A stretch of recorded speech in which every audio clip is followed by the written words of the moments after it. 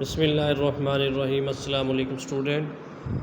10th chemistry chapter number 9 chemical equilibrium lecture number आज हमारा 12 है। आज हमें बुक जो है चैप्टर का लास्ट टॉपिक पढ़ेंगे, predicting extent of a reaction. उसके अलावा बुक के MCQs उनको जो मार्क करेंगे, करेक्ट आंसर जो है उसको मार्क करेंगे।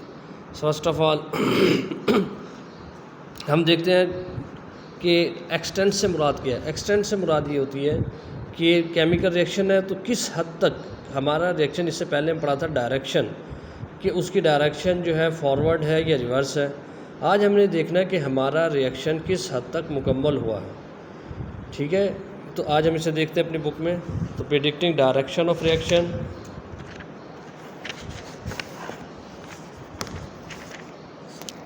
Predicting direction of reaction.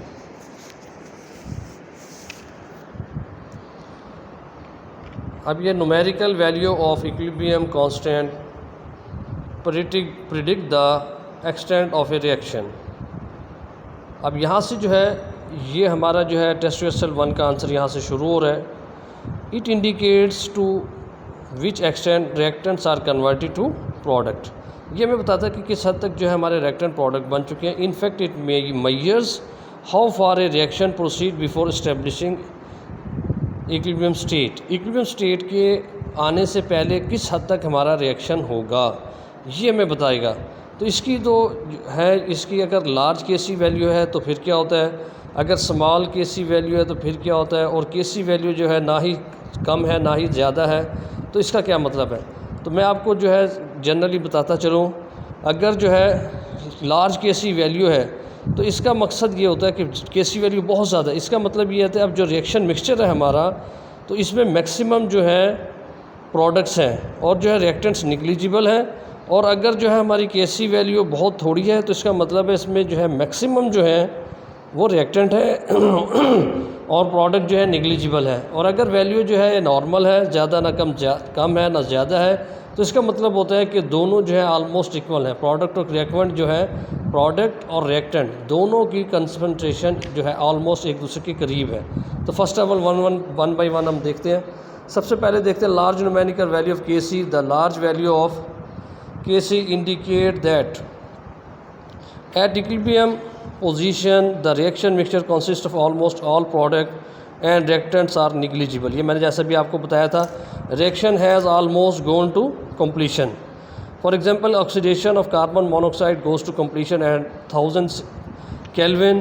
ये कार्बन मोनोऑक्साइड है, ये ऑक्सीजन है, ये कार्बन डाइऑक्साइड बन गया, ये रिवर्सिबल रिएक्शन है हमारा। इसकी जो केसी वैल्यू निकलती है वो 2.2×10⁻³ तो ये बहुत ज़्यादा केसी वैल्यू है कि आपको 10 के बाद 22 ज़ीरो लगाने हैं 10 के साथ। तो इसका मतलब ये है कि केसी वैल्यू जो आपकी है ये बहुत ज़्यादा हो गई। तो इसका मतलब है कि सारे रिएक्टेंट जो है रिएक्ट करके प्रोडक्ट में कन्वर्ट हो चुके हैं।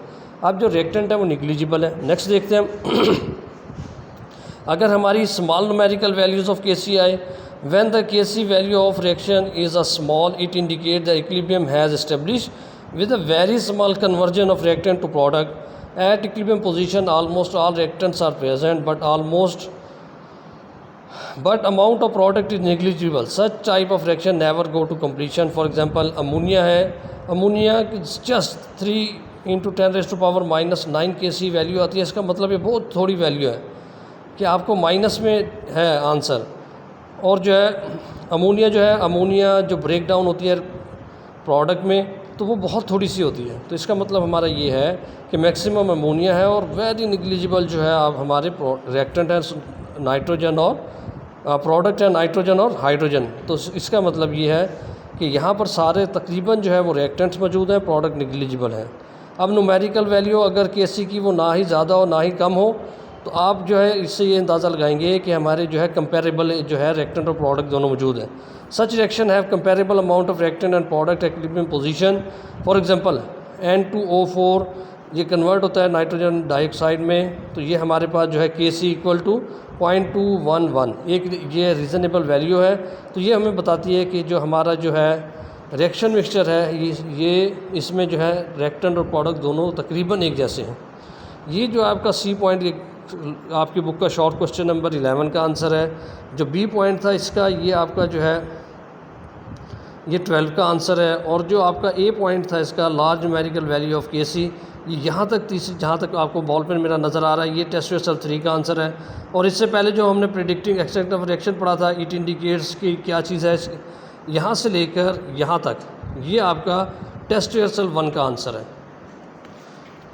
अब फॉर एग्जांपल बात कर रहे थे हम numerical value of KC neither small nor large. इसमें हम देख लेते हैं, in it indicates that the rate of decomposition of N2O4 and combination of NO2 to form N2O4 are almost comparable to each other। यानी दोनों जो है conversion दोनों की एक जैसी है, N2O4 और जो है NO2 दोनों में इक्वली जो है इंटर कन्वर्ट हो रहे हैं। तो अब जो है MCQs की तरफ चलते हैं बुक के। मैं आपको MCQs मार्क्स करवा देता हूँ। पहले का आंसर जो है वो A है, दूसरे का आंसर C है, तीसरे का आंसर जो है आपका D है, चौथे का आंसर भी आपका डी है, पांचवें का आंसर भी आपका डी है, और छठे का आंसर ए है आपका, सातवें का आंसर आपका डी है, आठवें का आंसर आपका सी है, और नौवें का नाइन्थ का आंसर आपका सी है, 10वें का आंसर आपका ए है, और 11वें का आंसर आपका डी है, 12वें का आंसर आपका बी है, 13वें का आंसर आपका सी है, 13 का आंसर सी है। तो ये आपका जो है चैप्टर कंप्लीट हो गया। इंशाल्लाह कल हम जो है अपना next chapter the acid base शुरू करेंगे। अस्सलाम वालेकुम व रहमतुल्लाहि व बरकातहू।